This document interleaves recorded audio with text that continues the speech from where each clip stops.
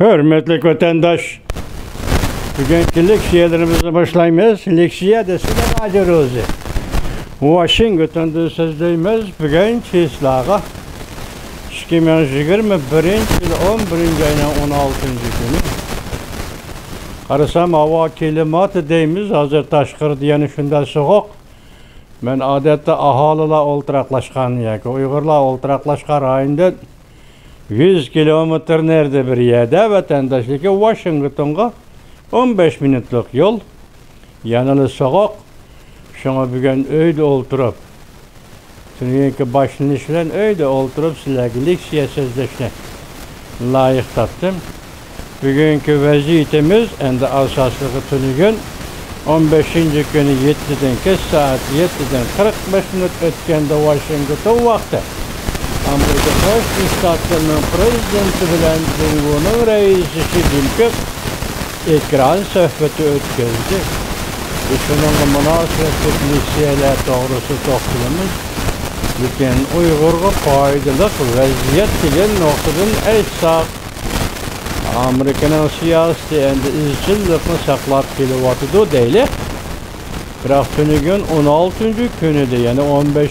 günüde Amerika Qo'shma Shtatlarining davlat boshlig'i prezident Joe Biden bilan Cumhurbaşkanının başlığı reisi Xi Jinping söhbet ötkazgan şundaq kunlarda Angliya hükümeti Angliyaning Tuvan palata yana parlament tayyorlagan doklad Uyg'urlar to'g'risida 36 xil taklif bergan taklif berishni mazmun qilgan dokladni yoki buning ichidagi Xitoy hozir Uyg'uristonda irqiy qirg'inchilik qilyotidi degan mazmundagi dokladni qabul qilishni rad qildi vatandoshim.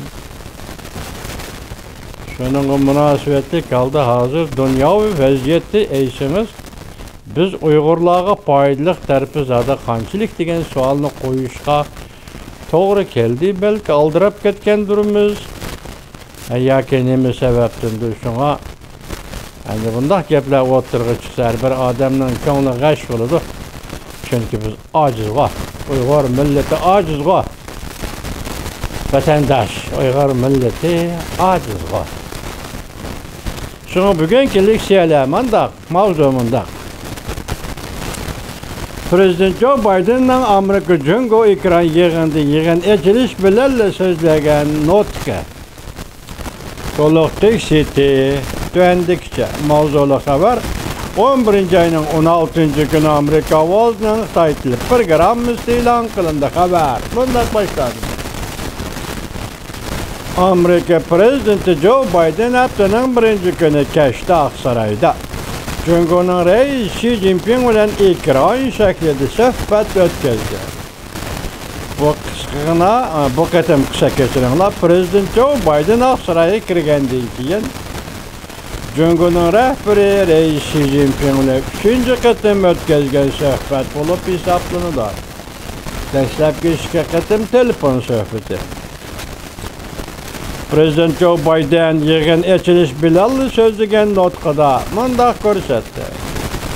Amerika Cumhurbaşkanı munosabati doimiy xarakterlik, muhofazatga ehtiyojli, raqobatning to'qinishga aylanib ketishidan saqlanishimiz kerak. Nutqning to'liq teksti tuandagi hurmatli vatandosh.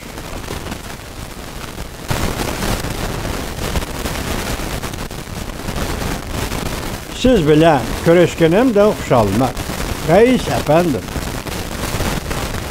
Sizler qatam biz burunqi o'xshash Cumhurbaşkanının har qaysi joylarda sayohat qilganimizda yüz o'ltirib suhbatlashishni umid qilaman. Biz nurg'un qatam suhbatlashdik. Bugun kechda ham shundoq ochiq yurib suhbatlashishni umid qilaman.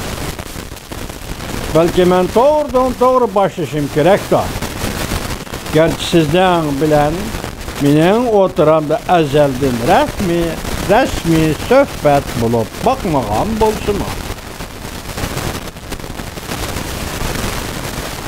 Prezident Joe Biden nutqini davomlashtirib bunday ko'rsatdi. Amerikadagi barliq janoblarga xayrli akşam. Beijingdagi barliq afandilarga xayrli sahar. Voqea tepib yuz ko'rish kunimizdan xushalman. Balki men o'tirdi uchiqroq bevosita muhokama qilishni umid qilaman. Xuddi biz bugungacha elib borgan barliq muhokamalarga o'xshash, xuddi men burun aytganday. Mening qarashimcha Amerikaning Jungoning rahbarlari sifatimiz bilan bizning mas'uliyatimiz shuki, ikki davlat o'rtasidagi raqobatning to'qnashishga aylanib ketmasligiga kafolat qilish. Mayli maqsadlik yoki maqsadsiz bo'lsin, to'g'ridan to'g'ri raqobatlashimiz. Mening qarashimcha, biz doimiy xarakterlik muhofazat kunligi tiklashimiz lozim. Ikki davlat o'rtasidagi ixtiloflarni ochiq-yo'roq o'tirg'a qo'yishimiz, o'rtaq manfaatimiz bor joyda o'rtaq ish qilishimiz, bo'lib klimat o'zgarishidan iborat intayin zo'r masalada birdak ishlashimiz lozim. Prezident Joe Biden nutqini davomlashtirib bunday ko'rsatdi. Bularning hammasi har bir davlatga berilgan shafoat emas. Shundaqla har birimiz bir-birimizga qilib beradigan ishmo emas. Bu faqat mas'uliyatchan dunyoviy rahbarlik huquqidir. Balki senmi bir dunyoviy rahbar yoki sizmi bir dunyoviy rahbar, Amerika ham shunday. Mening qarashimcha ikki davlatning qo'sh taraflik munosabati qanday taraqqiy qiladi? Biz ikki davlatga cho'nqur ta'sir ko'rsatib qolmasdan balki ochiqroq aytsak, dunyoning boshqa joylariga ham shunday cho'nqur ta'sir ko'rsatadi. Biz xalqimizga mas'ul bo'lishimiz va ham dunyoga mas'ul bo'lishimiz kerak. Bu bizdan nima uchun biz ishonamiz? Siz bilan men bu ishni muhokama qilgan edik. Barliq davlatlar o'xshash bo'lgan yo'l qoidasiga amal qilishimiz lozim. Prezident Joe Biden nutqini davomlashtirib bunday ko'rsatdi. Bu nemishqa Amerikaning ko'krak kirib o'tirg'i chiqib manfaatimizni va qimmat qarashlarimizni hamda do'stlarimiz va ittifoqdoshlarimizdan manfaat va qimmat qarashlarini qo'g'dishimizdan sababidir.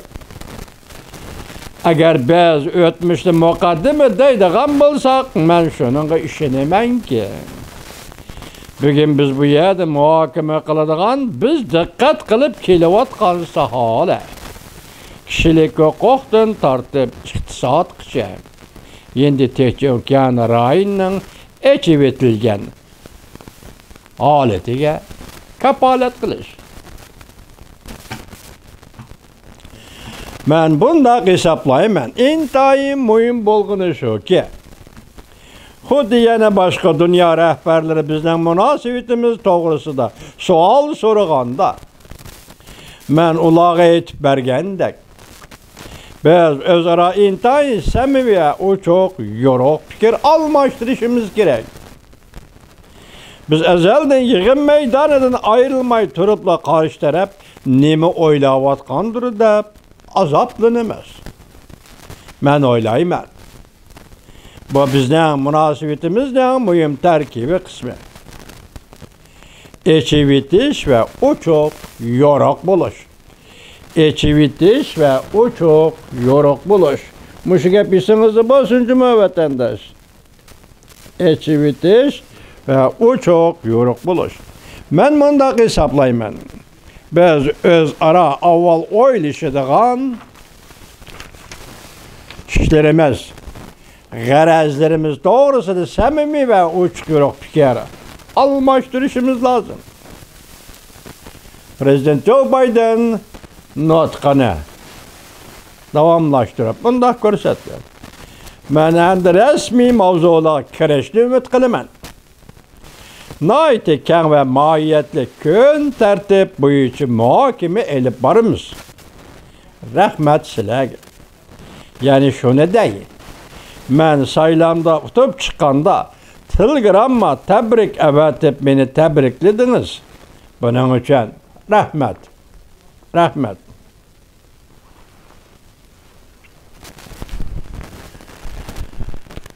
Çünkü Amerika devlet başlıkları söhbeti başlanıştan burun Amerika Qo'shma Shtatları prezidenti Joe Biden'dan söhbetini başlaştan avval sözlegen notqiga kirish so'z desangiz bo'ldi.